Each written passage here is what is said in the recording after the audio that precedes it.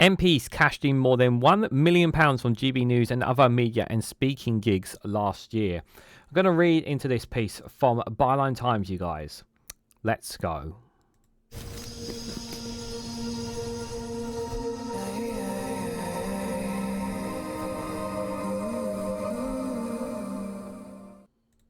Good morning, good afternoon, good evening, wherever you are in the world. This is Reganelite here with an article from Byline Times with the headline that MPs have cashed in more than £1 million from GB News and other media and speaking gigs last year. The new analysis by Byline Times reveals the scale of earnings being racked in by members of Parliament on top of their £91,346 salary.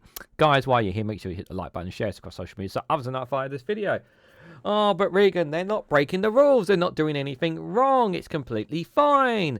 Why you keep bashing Reform Party? You cannot sit there behind your phone or your computer and tell me that there is not a conflict of interest here.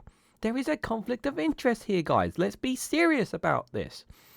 They're taking all this money, more than £1 million for some of them, some of these MPs.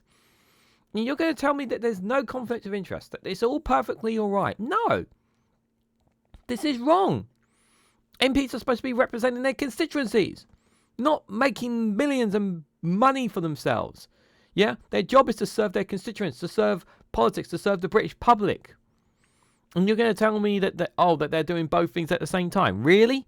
You're really going to tell me that? I don't buy that for a second. Come on, people. Let's wake up. Let's be real here. Politicians are not serving their constituents when they're racking in this amount of money. Because what happens when you get money? You get greedy. And what happens? You end up wanting more money. And that's exactly what some of these MPs are. This needs to stop. We need to take the money out of politics. We need to stop these MPs being allowed these second jobs. We need to stop it. We need to stop foreign owners and owners who have lots of wealth pouring money into political parties. It should come directly from taxpayers to fund political parties. No more this foreign investment money. We need to separate ourselves completely. This idea that it's a good thing, like in America. No, it's a terrible thing. Because we don't have confidence in politicians. How can we trust politicians to do what's right when they're being paid? When they're being paid by companies, paid by single individuals. They don't just give them money and don't expect nothing in return. You don't give huge sums of money. You don't give second, third jobs to these people without wanting something in return. There's always a conflict of interest with these. Always. And by the way, that goes for all political parties. I don't care what colour you are. And just 5 MPs hoovered up over 3/4 of the total media earnings by members of Parliament in 2024, according to analysis by Byline Times. Reform leader Nigel Farage, his Reform UK colleague Lee Anderson, and Conservatives Ting Montgomery, Jacob Rees-Mogg no longer sitting, and Suella Braverman lead the pack for the MPs making the most from media and speaking appearances last year. They brought in £770,000 on top of their salaries between them. Labour's David Lammy, the now Foreign Secretary, and ousted ex-MP Liz Truss, as well as fellow Conservatives Jake Berry and Ben Wallace, also received large sums during their period. David Lammy, there you go. He's another one that's taking advantage as well. Overwhelmingly, the highest amount given by a company for paid media appearances was from GB News, responsible for £456,000 in payments to 8 MPs. More than £285,000 have been received by MPs for an array of speaking engagements, while the Telegraph has paid the most, more than £190,000 to MPs for written articles. The majority of which is the £145,000 paid salary to Nick Timology, the Conservative MP for West Sussex. The revelations come after the Observer reported that at least some of these outside earnings may be curtailed going forward, with MPs no longer being able to rack in massive amounts from highly paid media gigs. The leader of the House of Commons, Lucy Powell, who will be appearing in front of the Standards Committee in a session that will focus on tightening up rules on MPs' outside interests from media works at 12:30 p.m. on Tuesday the 14th of January. So that's already happened. Speaking to Byline Times, a spokesperson for the Modernisation Committee, the body tasked with looking at MPs' pay for second jobs, said that over the past few months, the committee has been talking to people inside and outside of Parliament about the changes they want to see. The Modernisation Committee will be considered there as it sets out to drive up standards, improve the culture and working practices, and reform procedures to make the House of Commons more open and accessible to people from all walks of life. If somebody is born into this world with absolutely nothing in the UK, the chances of them becoming a politician is slim to none.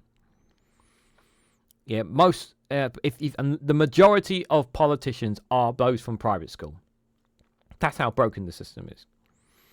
This follows on from previous work undertaken by the Labour government, which has already tightened rules on members' outside interests relating to consultancy work given to paid advice on public policy and advice on how Parliament works.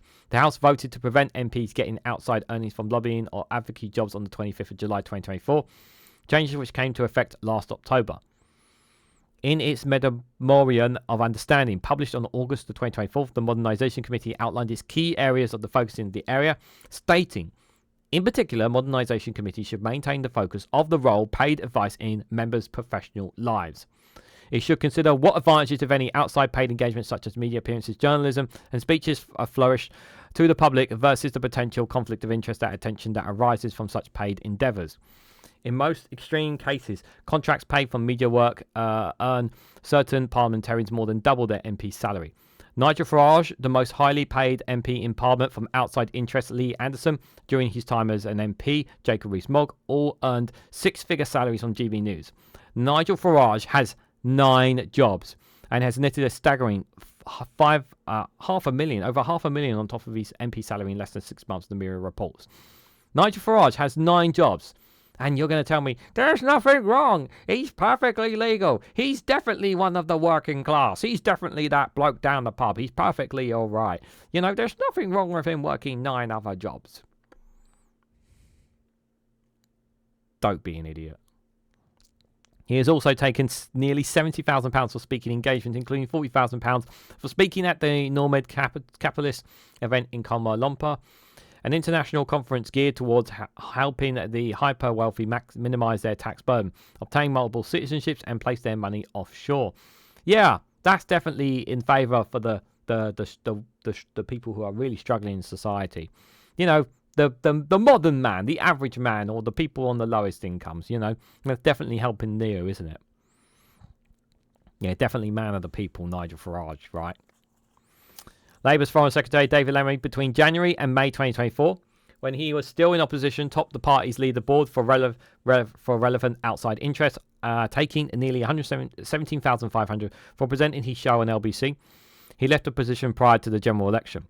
Former Home Secretary Suella Braverman was the highest earning MP from speaking engagements during the period, having made over $80,000 since January for the variety of talks, including for an event in Washington paid for by the Conservative Edmund Burke Foundation, which has been accused of promoting climate denial and anti-immigration policies.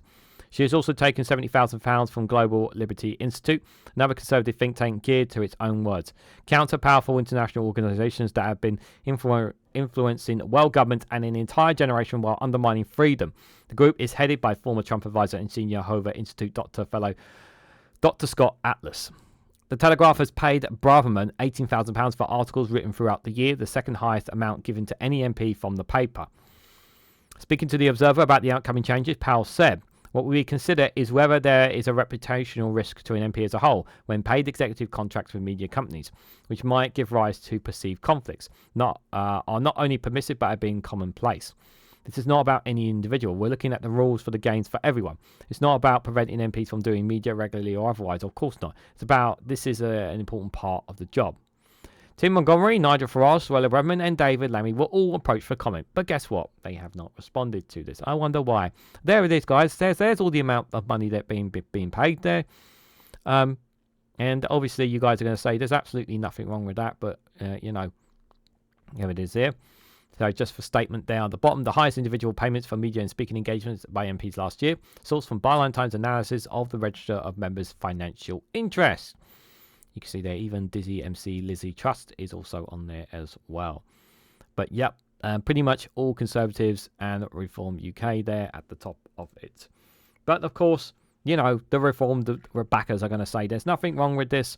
They shouldn't be changing the rules. It's perfectly all right. Nigel's done nothing wrong, even though he's had 9 jobs. No, this needs to stop.